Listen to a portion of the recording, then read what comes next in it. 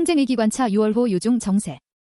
전쟁 끝내려는 트럼프와 나토 강화하려는 유럽. 5월 19일 트럼프 미 대통령이 푸틸러 대통령과의 통화에서 3월 미가 제안한 30일 휴전안 수용을 러에 압박하는 대신 휴종전 협정을 우크라이나에 맡기겠다고 밝혔다. 두 정상은 우크라이나 평화협정의 윤곽을 잡을 각서를 작성하기로 합의했다. 외신에 따르면 자체적으로 각서를 준비 중이던 푸틴은 전쟁 종식 조건으로 나토 북대서양조약기구 확대 중단을 요구했다. 이는 우크라이나, 그루지아, 몰도바 등 구소련 국가의 나토 가입 배제를 의미한다. 블룸버그는 푸틴이 군사 외교적 압박을 병행하며 협상에서 최대한의 이익을 노리고 있다. 미 유럽은 성급한 타협이 오히려 우크라이나와 서방의 전략적 입지에 악영향을 줄 수 있는 점을 경계하고 있다고 분석했다. 트럼프가 휴전 평화협정을 서두를 경우 우크라이나가 더 많은 영토를 러시아에 내주는 등의 불리한 결과가 초래될 수 있다는 불안이 우크라이나, 유럽 주요국들에 팽배해지고 있다.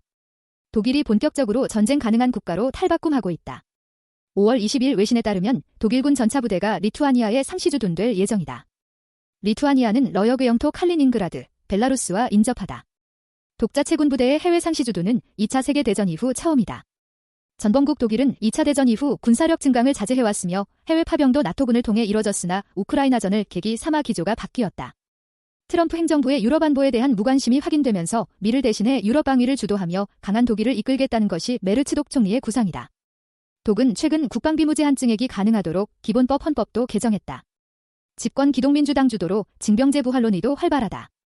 5월 26일 메르츠는 우크라이나에 제공한 무기의 사거리 제한을 취소했다며 영국, 프랑스, 미국 모두 같은 결정을 내렸다고 말했다. 6월 5일 나토 브뤼셀 국방장관 회의를 계기로 나토 32개국이 냉전 이래 최대 규모의 전력 증강 계획에 합의했다. 리터 나토 사무총장은 회의 후 기자회견에서 야심찬 군사 역량 목표에 합의했다며 목표는 방공 전투기, 전차, 드론, 병력 등 어떤 역량에 투자해야 하는지를 규정한다고 덧붙였다. 군사 역량 목표는 32개 회원국이 나토 차원의 집단 방위 계획에 기여하기 위해 향후 수년에 걸쳐 늘려야 하는 무기 종류와 병력 규모 등을 담은 기밀 목록이다. 외신은 나토 전체적으로 지상 기반 방공 체계를 현재보다 5배 규모로 늘린다는 구상이 포함됐고 달라진 안보 환경에 대응하기 위한 일명 하이브리드 전 대응 전략이 채택됐다고 보도했다. 6월 24일에서 25일 나토 헤이그 정상회의를 앞두고 리터는 6월 9일 회원국들에게 방공망을 비롯한 집단 방위력을 급속히 강화해야 한다고 촉구했다. 러가 공중에서 어떻게 공포를 일으키는지 우크라이나에서 보고 있다. 우리 하늘을 지킬 방패를 강화하겠다고도 언급했다. 그러면서 신뢰할 수 있는 억지력과 방어력을 위해 나토가 공중 미사일 방어를 400% 증강해야 한다. 실제로 집단 방위에 퀀텀 점프가 필요하다고 강조했다. 나토는 미의 나토 탈퇴를 막기 위해 정상회의를 앞두고 국내 총생산 GDP 대비 직접 군사비 3.5%, 광범위한 안보 비용 1.5%를 목표치로 설정하는 방안을 논의 중이다. 리터는 회원국들이 국방비 증액안에 동의할 것으로 기대한다면서 나토 차원의 약속이자 동맹의 결정적 순간이 될 것이라고 피력했다.